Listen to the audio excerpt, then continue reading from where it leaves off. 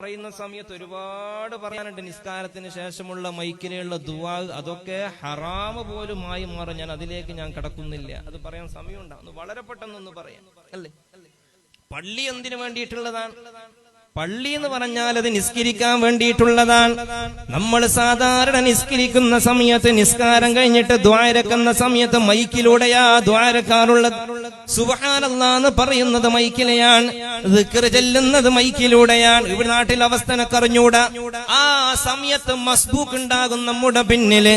ആ മസ്ബൂക്കിനെങ്ങാനും ഞങ്ങളുടെ ദുആ പ്രയാസമായാൽ, അവനിക്ക് ഇഷ്കാലുണ്ടായാൽ ആ ദുആ പോലും ഹറാമാണ്. നിസ്സാരമായി കൊണ്ട് തള്ളണ്ട. പറഞ്ഞത് മനസ്സിലായ? മസ്ബൂക്ക് അതായത് നിസ്കരിക്കുന്ന ഒരാള് പിന്നിലുണ്ട്. ആ സമയത്താണ് നമ്മൾ മൈക്കല്ലെങ്കിലും ശബ്ദത്തില് ലാ ഇലാഹ ഇല്ലല്ലാഹ് എന്ന് ചെല്ലുമ്പോ മസ്ബൂക്കിന് പ്രയാസമായാൽ അത് ഹറാമാണ്, ഒരു സംശയവും തന്നെ ഇല്ല.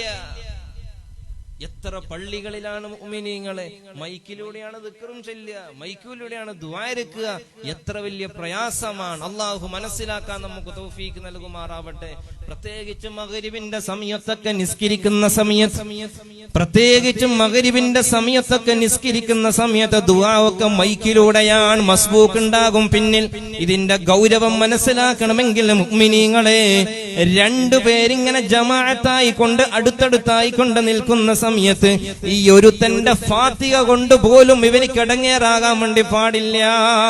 ഇവന്റെ നിയ്യത്ത് കൊണ്ട് ഇവനിക്ക് ഇഷ്കാൽ ഉണ്ടാകാൻ വേണ്ടി പാടില്ല.